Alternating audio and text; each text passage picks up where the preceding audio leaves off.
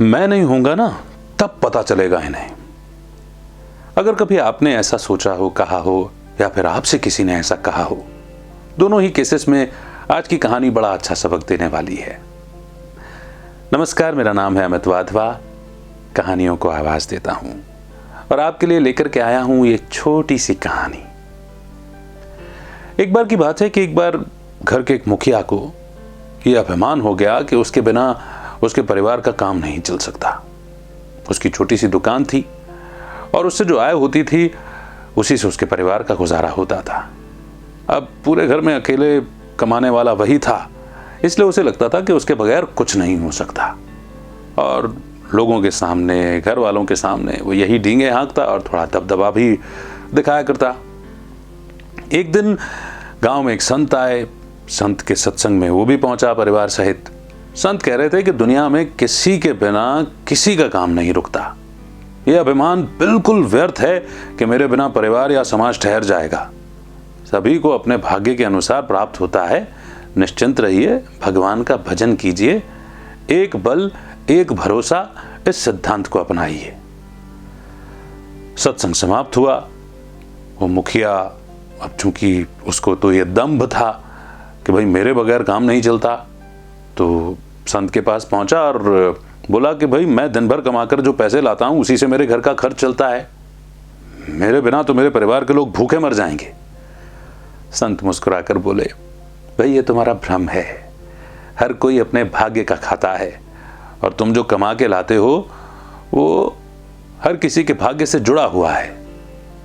मुखिया ने कहा, आप इसे प्रमाणित करके दिखलाइए तो मानूं। संत मुस्कुराए और बोले, ठीक है, तुम बिना किसी को बताए घर से 1 महीने के लिए गायब हो जाओ।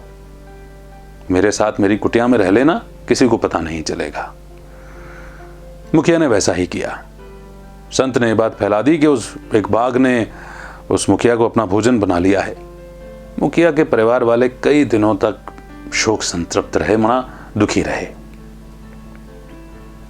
गांव वाले आखिरकार उनकी मदद के लिए सामने आए। एक सेठ ने उसके बड़े लड़के को अपने यहां नौकरी दे दी। गांव वालों ने मिलकर के लड़की की शादी कर दी और गांव के ही एक व्यक्ति ने छोटे बेटे की पढ़ाई का खर्चा भी उठा लिया। 1 महीना बीता। 1 महीने के बाद मुखिया छिपता छिपाता रात के वक्त अपने घर पर आया। पहले तो घर वालों ने भूत समझ करके दरवाजा ही नहीं खोला।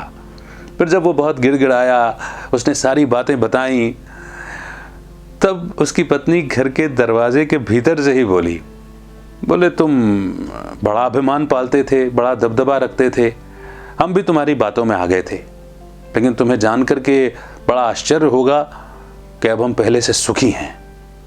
तुम नहीं भी आओगे तो भी हमारा काम चलेगा। ये सुना और उस व्यक्ति का सारा अभिमान चूर चूर हो गया। ये बात बिल्कुल सच है कि ये संसार किसी के लिए भी नहीं रुकता। कहानी तो बस इतनी सी ही है। कई बार हमें अपनी विशेषताओं पर, अपनी खूबी पर, अपनी अकल पर, अपनी ताकत पर इतना अभिमान हो जाता है कि हमें लगता है कि हमारे बगैर तो चल ही नहीं सकता काम। चाहे हम जहाँ काम कर रहे हों वहाँ पर भी ऐसा अभिमान आ जाता है और फिर हम बहुत सारा एक्सपेक्ट करने लगते हैं। कई बार काम देने वाले को, उनको भी अभिमान आ जाता है कि हमने काम दिया हुआ है इसीलिए इनका काम चल रहा है। पर हम ये बात भूल गए हैं कि ये सारा सिस्टम इतना बड़ा उस एक का बनाया हुआ है। हर एक को उसके बनाए गए कर्म और फल के सिद्धांत के हिसाब से ही प्राप्त होता है, मिलता है। अगर इस जन्म में समझ अच्छी है तो जाहिर सी बात है कि पिछले जन्म में कर्म अच्छे थे। इस जन्म में कमाई अच्छी है, संपत्ति अच्छी है, तो जाहिर सी बात है कि पिछले जन्म में दान पुण्य किया था। इस जन्म में अगर सेहत अच्छी है तो जाहिर सी बात है कि पिछले जन्म में लोगों की सेवा की थी। अब पिछला जो डिपॉजिट किया था वो अभी मिल गया है, लेकिन अभी के मिले हुए पर उसे अपना मान करके उस पर यदि अभिमान कर लिया, घमंड कर लिया, तो सोचिए फिर कैसा कर्म बना और फिर क्या मिलेगा। ये दुनिया वाकई में हमारे बगैर चल जाएगी, नहीं रुकेगी। ये सिस्टम रन कर रहा है और हम इस सिस्टम का बहुत छोटा सा पार्ट हैं।